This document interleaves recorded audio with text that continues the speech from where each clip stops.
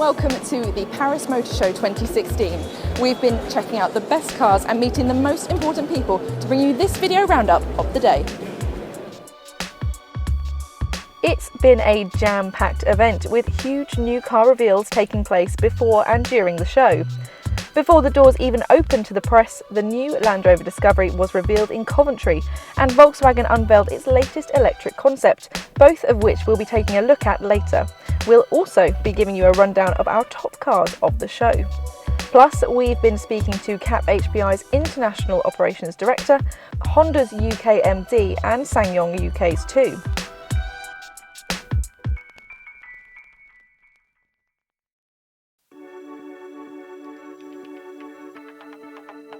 First up, our show stars.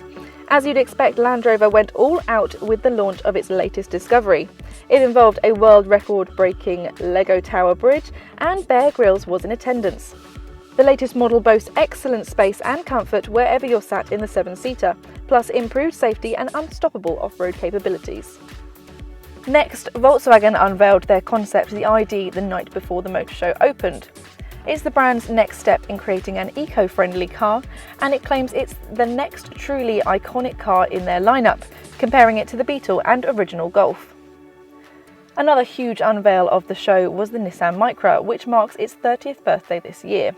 The Micra Gen 5 has received some special treatment to compete in the Tough B segment. There are now 125 ways to customise the hatchback, and it features safety firsts for its class, plus a unique Bose speaker setup in the front headrests. It was the official unveil of the new Honda Civic and its Type R version at the Paris Motor Show. I spoke to Honda UK MD Philip Crossman about the new models, UK production and how the existing lineup is faring.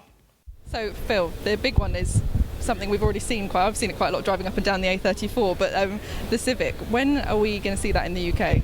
We'll see the standard car coming in March, it'll be in dealer showrooms, and we think the Type R will be with us towards the back end of next year. So no secrets really, this is just as they are, we're going to see them in the dealerships. This is obviously a prototype, so there might be some changes from the production car, but it's saying that there will be another Type R coming next year. The big news with this car is, of course, 5-door Civics going to America for the first time. Built in Swindon and exported to the States, so for the UK it's a great thing. And production is going to stay in Swindon, it's not going anywhere? Swindon's going to be the global hub for 5-door Civics, so we're going to export to 70 countries, 4 different continents, all from Swindon. Fantastic news. So, exciting things for dealers. Is there anything else they can look forward to in the rest of the year? Not long now, I guess. Well, at the moment, our big challenge for our dealers is we have a lot of orders and not enough supply. So our dealer profitability is very good. We're getting great showroom traffic, and they're demanding more cars from us. So, an important question: how many of the new shape Civic can they expect to sell? Our guess pretty much about the same as we've currently got. I think our challenge will be supply. We will have more demand than supply for this car next year, so as soon as it arrives in March, I expect it to be sold out for the back end of next year as well. So I think we can expect from our Honda dealers their profitability to continue pretty much as it is. Type R that we have at the moment has only been in production for actually quite a short period of time. Yeah. Is that good news for dealers, or good news, I guess, for people selling them on? I think it's great news for dealers because the demand's there, but there's only going to be about 2,500 on the roads. It's a wonderful car. It's going to be a complete collector's item, so anybody who's got one now, keep the mileage down, keep it in good condition, the value's going to go up. And other products as well, Jazz, HRV, are they all going well? Jazz is sold out, CRV there's an order on that, and HRV, we've got an order bank for it. So our business in 18 months has transformed. We're carrying orders into next month and the month after. And if our dealers ask us for anything now, it'll be more cars, more cars. Next, it's Skoda's first SUV, named the Kodiaq. The attractive 4x4 was turning heads at the Paris Motor Show, and it boasts a range of appealing features, such as an optional third row of seats, the largest boot in its class, and Skoda's new Connect infotainment system. The Kia Rio is the brand's best-seller globally and a key car for the UK. The latest iteration has been given a new turbocharged petrol engine. It's now only available as a 5-door, and it has improved tech and connectivity features. SsangYong has been stealing the show a bit recently. The brand, which has previously sat in the shadows, has moved into the limelight with its attractive and affordable Tivoli. At the Paris Motor Show, the brand unveiled its next model, the Live 2 concept, which will become the new Rexton. Here's what MD Paul Williams had to say. Tell me about your beautiful concept. At the moment, or is this ready to roll? Well, it is a concept, but it is actually a very thinly disguised concept, to be honest with you. I'm fortunately seen the finished article, and I can say, hand on heart, it is very, very close to what you'll see at Geneva show next year, where you will launch the production ready to go car. Okay. So when can we expect to see this in the UK then? It will be production start in June of next year, so we'll be delivering the first cars this time next year in the UK. Is this something you're expecting to be big in the UK? Yes, well, we are big, obviously SsangYong's still a growing brand. We're not that well known yet, but we're getting bigger and better every year, and every year I say this is our best ever year. 2016 will be our best ever year, 17 will be our best ever year.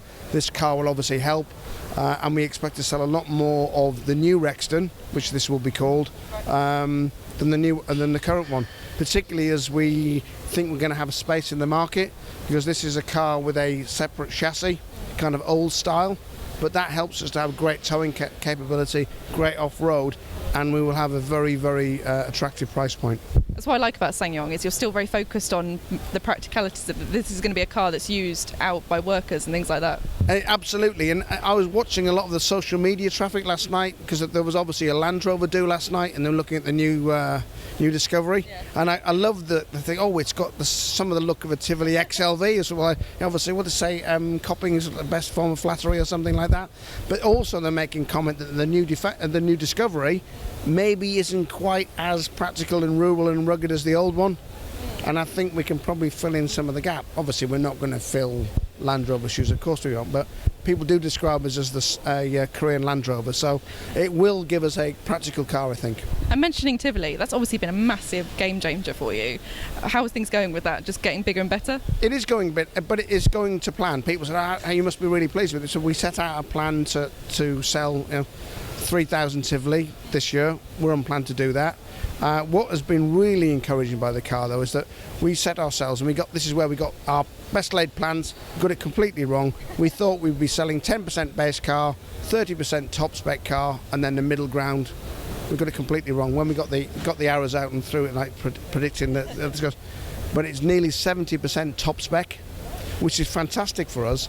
And the My Tivoli program, where people can customise it with a roof and fancy wheels and stuff, and this is unheard of, and it's good to be able to say it in front on camera. Yeah. People are actually ordering a SsangYong and being prepared to wait 12 weeks because I want a white one with a black roof and red interior.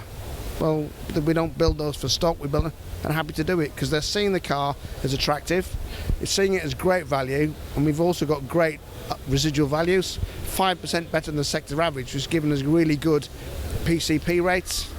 Yeah. So that's all good news for dealers then as well? Absolutely, and we're our dealer network, and we're still looking for more dealers, by the way. Yeah, anyone out there today? Now, we're trying to improve our network, we're trying to grow our network, and it's been great news for them because they've all sold more. And what we set out to do when we launched Tivoli was that we wanted to sell more of every product. And our mix is quite balanced. We're selling 50% Tivoli, 25% Corando, and then the other three models make up the other 25%. So that's a nice balanced portfolio in terms of sales mix for the dealers. Yeah. So we're not a one-trick pony. And you can probably think of a few brands that do fall into that category, and it's really important that we don't do that.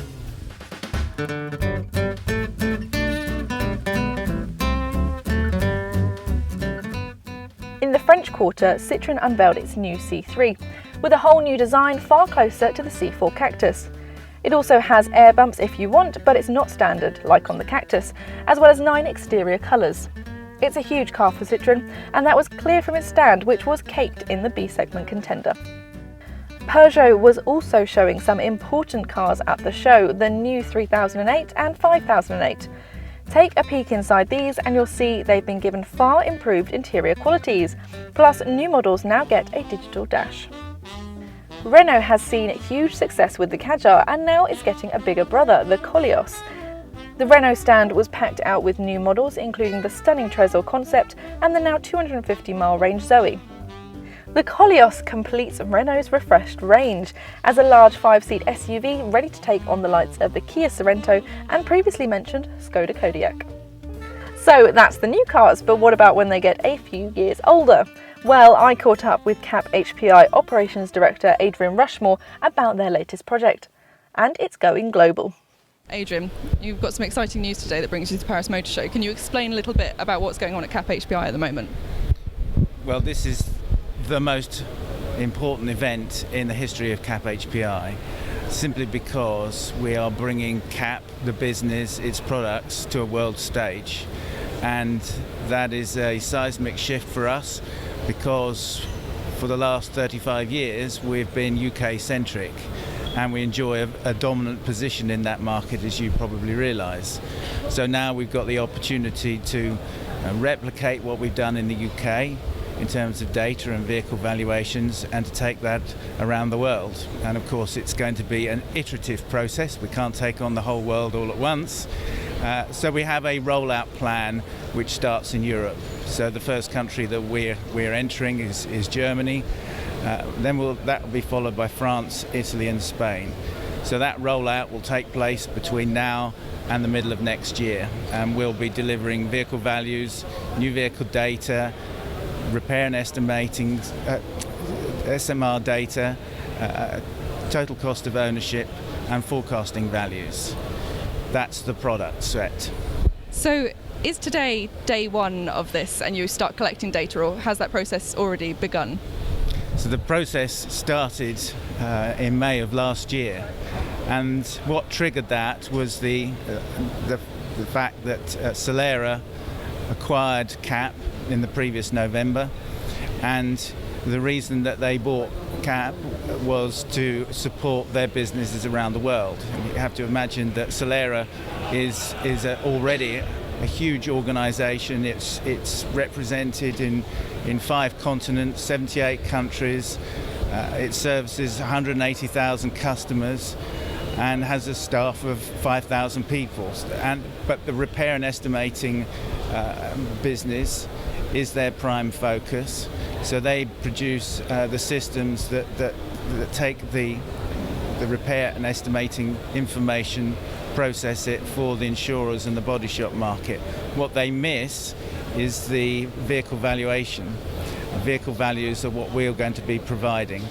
So we're here to support the Solera business, but we're also here to roll out to other sectors. So our prime focus will be with the finance, leasing sectors, manufacturers initially, and then we'll focus on dealers after that. Will this all be based in the UK still, or are you going to be opening other offices as part of Solera? Yeah, one of the key decisions we made was to have our hub in Leeds.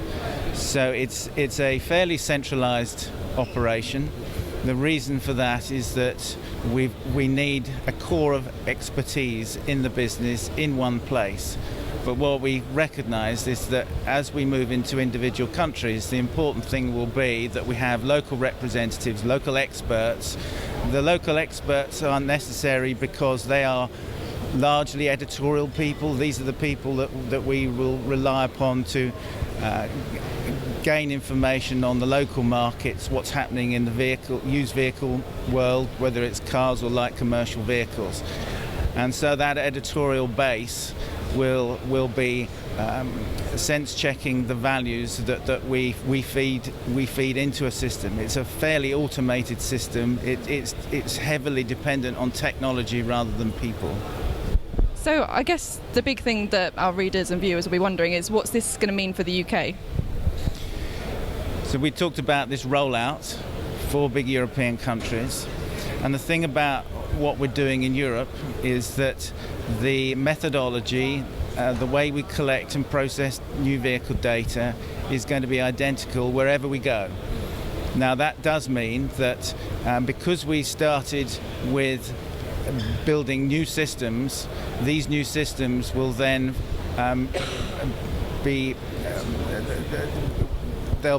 we'll use those for the UK. So what we'll do is that at some point the UK will get the benefit of what we've been developing for Europe.